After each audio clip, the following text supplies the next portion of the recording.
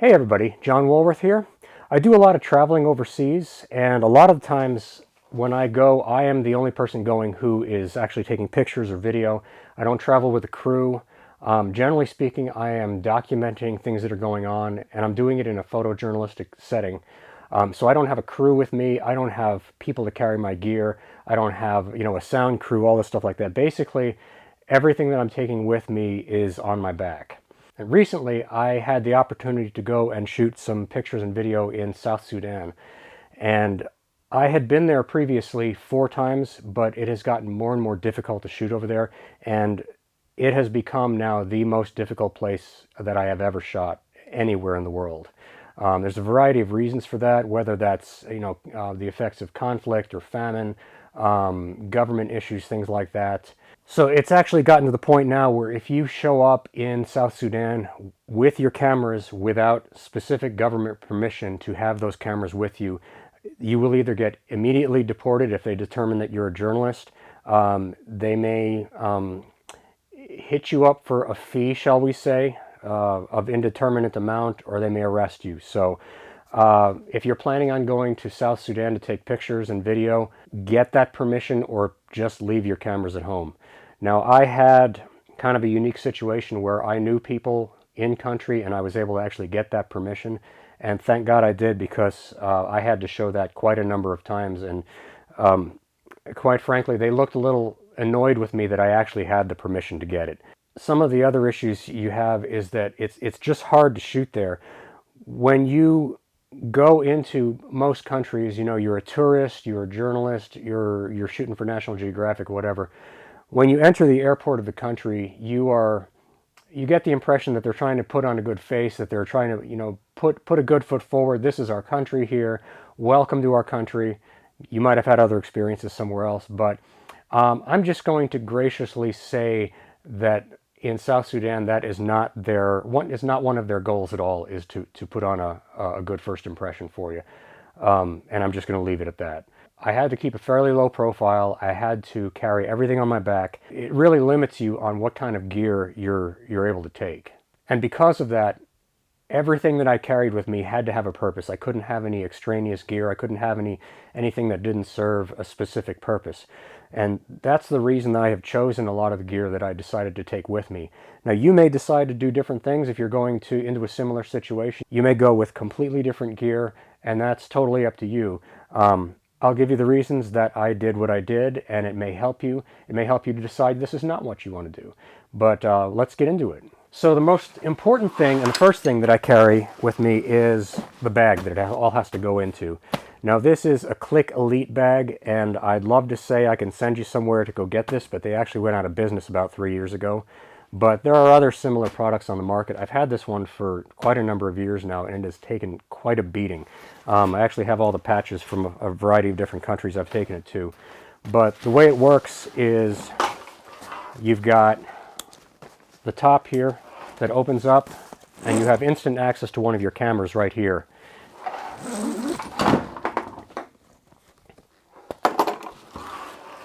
It's got dividers in it, and like for instance, one of your SLRs can go in there like that, have easy access to pull it out. Your video camera can go in there like that. It really just depends on what your primary camera is and how you want to pack it. But it's also divided so that you can put other lenses in here, you can put other cameras in here. It has additional outside zippered pockets here. I did put a couple of extra low pro, I don't even know what you call these things, but they're basically zipper pouches on the outside of the bag that I can put additional small items like, cables, batteries, things like that.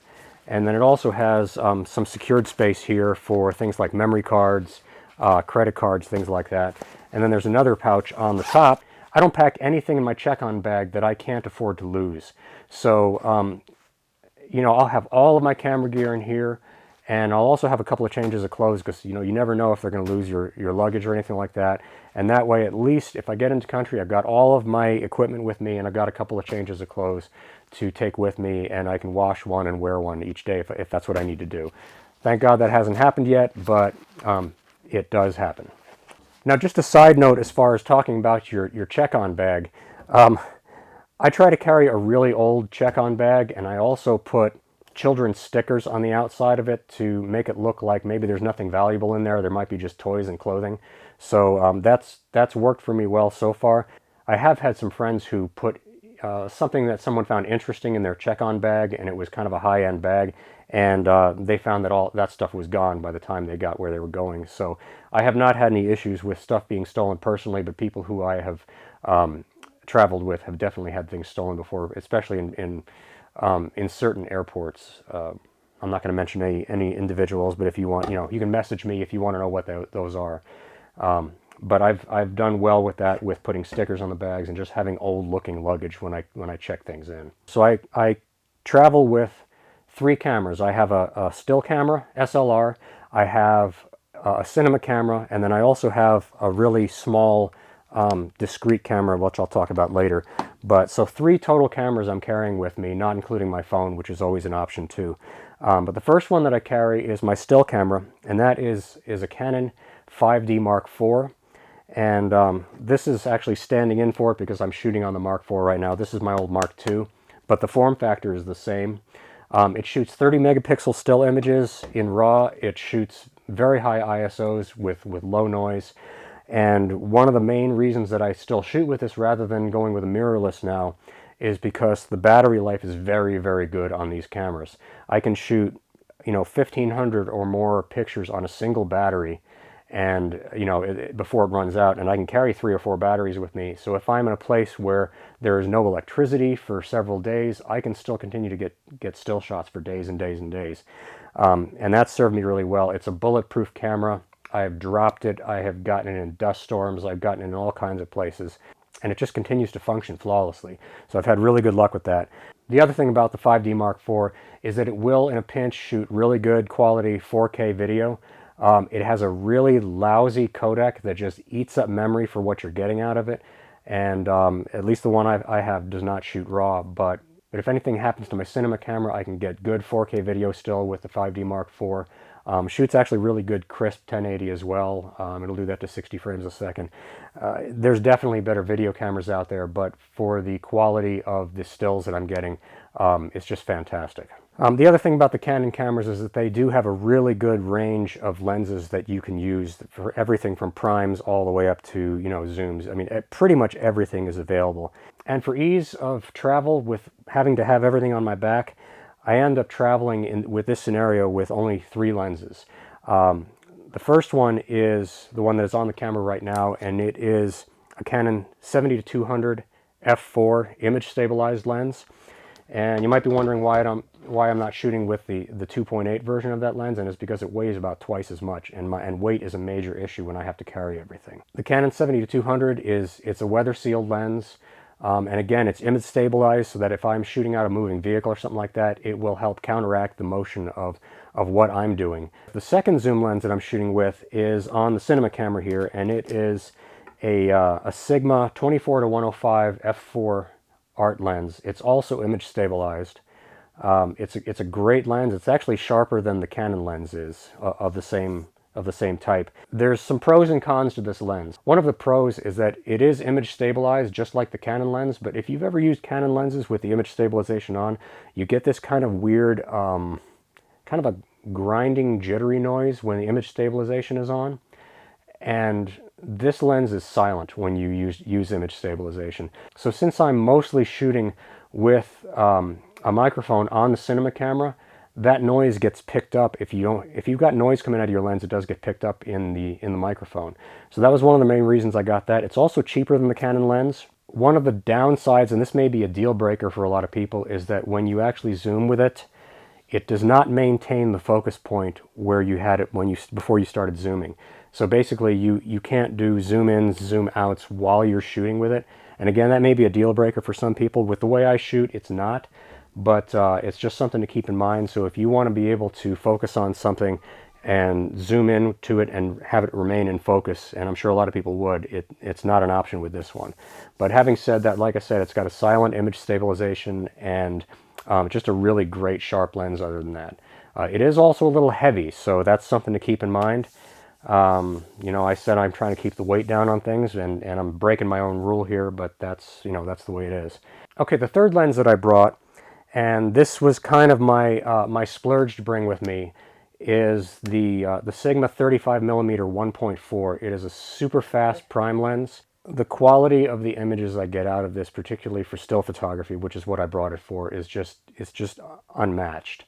Having that really fast aperture, that really wide aperture, just gets some beautiful pictures, especially when you're trying to separate people from their background.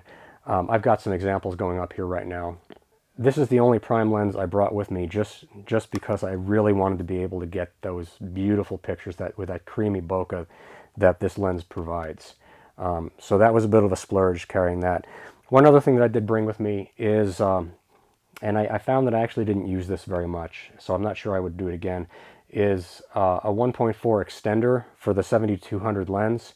This takes a 200 millimeter lens, and if you put it on there, it multiplies that 200 millimeters by an additional 1.4. So it basically comes out to about, you know, 290 millimeters.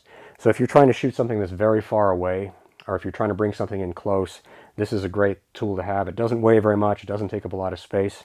And like I said, I didn't end up using it very much, but I suspect that if I didn't bring it, I probably would have ended up needing it. That's just the way it goes. All right, so now to the main video portion of my equipment. Now this is probably going to be the most controversial to a lot of people. I carry the Blackmagic Pocket Cinema Camera 6K Pro, and that's a mouthful right there. The first thing to know about the Blackmagic Pocket is that there is nothing pocket about this camera at all. It's a pretty big piece of equipment.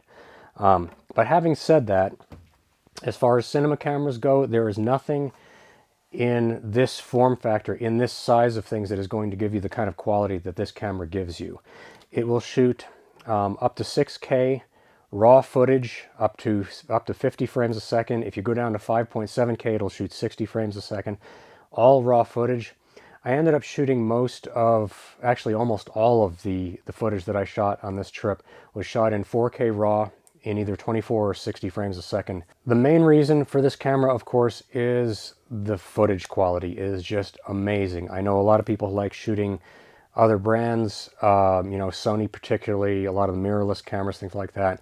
But I was willing to carry something bulky like this because the quality is just fantastic. I mean, you can do amazing things with the footage. It also has dual native ISO in 400 or 3200 ISO, so if you wanted to shoot in low light, it is a decent low light camera.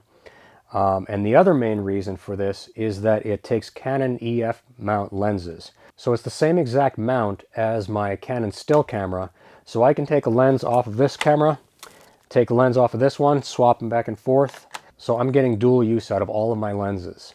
That, for me, was a really big deal because I don't have to use like Metabones adapters or anything like that. I don't have to have a separate set of lenses for when I'm shooting video or stills. It all works with everything.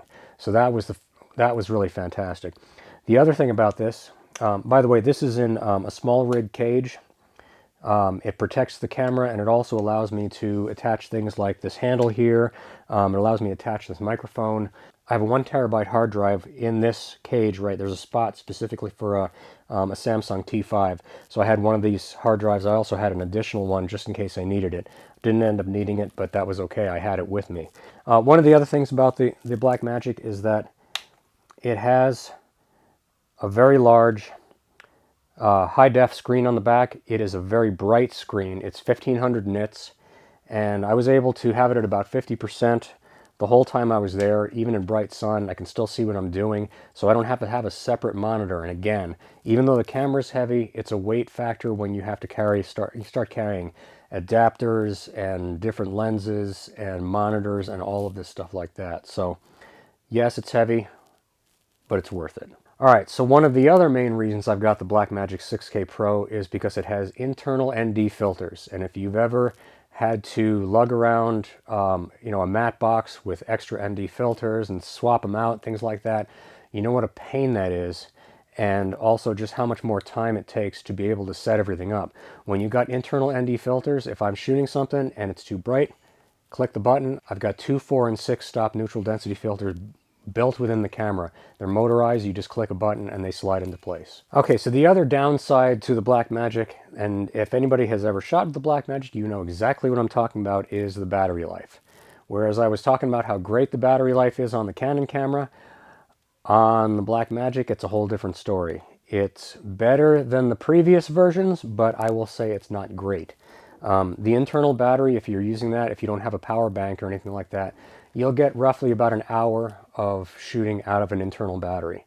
And they are swappable batteries, so that's fine. I mean, you can swap them out, but you do need to carry extras with you. I bought some additional batteries, and I also bought a charger that can go into a cigarette lighter in a car. A lot of times that's the only place you can get electricity in South Sudan is when you're driving and you've got a cigarette lighter. Even our hotel only had 3 to 4 hours of electricity per day, so I really had to be very judicious in what I was charging during that time. So that's definitely a downside, is the battery life. But I ended up having no problems as far as running out of power. I had enough batteries for what I needed to do. Besides batteries, of course, I got batteries for everything. I've got chargers. I do carry a lightweight carbon fiber tripod with a fluid head for shooting video. Everything I shot as far as video was concerned was either shot on a tripod or it was shot handheld, which is why the image stabilization was so important to me. When I'm out on the field and I'm trying to set up, I don't have time to be setting up gimbals. It's also, those are really heavy as well. I don't have time to be balancing everything and getting things set up. If I can't get my camera out and be shooting within a couple of minutes, I don't want to bring it with me. It really goes without saying that if you're going to shoot video, you need to have a tripod with you. This was the lightest weight. This is an Oben, and then I had a Giotto's fluid head on top of there as well. So anyway, this only weighs a few pounds. I know some people would rather have a heavier tripod than this, but again, I'm trying to keep the weight down. Even with all of this weight savings, my backpack, my carry-on backpack, is probably about 32 pounds. Other than that, I have a case with like I said, with an additional 1 terabyte hard drive in it. I've got a couple of different small power banks for charging my small cameras and phones, things like that. And other than that, it's just cables and memory cards, things like that. Anything else that goes in my bag is either clothing or, just things that I need to get by with while I'm gone if my check-on bag gets lost for some reason. The last item I've got, the last camera really, is a DJI Pocket 2. And this thing here was a lifesaver in a lot of situations. It is a tiny little gimbal stabilized 4K video camera that will also shoot 12 megapixel still images. It shoots MP4s, nothing special. It's got somewhat of a flat profile you can shoot in, but I mean, for shooting in broad daylight, it does a good job. For anything where the lighting situation starts to break down, it's not so great, which is the whole reason you bring something like this rather than just something like this. But in South Sudan, it is 100% illegal to bring drones into the country. But that doesn't stop you from having a 4K gimbal stabilized, essentially a drone camera. And when you go up in an airplane, there's nothing keeping you from shooting with this. And I got some fantastic aerial footage of South Sudan using this camera, and I'm playing some examples of that right now. In fact, I have another YouTube video that's just titled South Sudan from the Air, and that was all shot with this camera here. Did a fantastic job. Another great thing about this is that it has a little microphone here. This has a little wireless mic that comes with it, and got my little dead cat on top of there. It comes with that as well. And I'm just going to switch over for a second to the other microphone, and you'll hear a little bit of a difference, but all in all, it gives really good quality for for being able to do impromptu interviews, things like that. If you want to be able to dictate about some of the things you're seeing, it's a pretty decent microphone for this camera. So that was pretty amazing. I was able to pull this camera out in a lot of places where I definitely could not pull any of the big cameras out. It was because you can be really discreet with this thing. It's actually even smaller if you take off the module that hooks up the wireless mic to it. So anyway, this thing was a lifesaver and got me a lot of footage, particularly that I would never have gotten otherwise.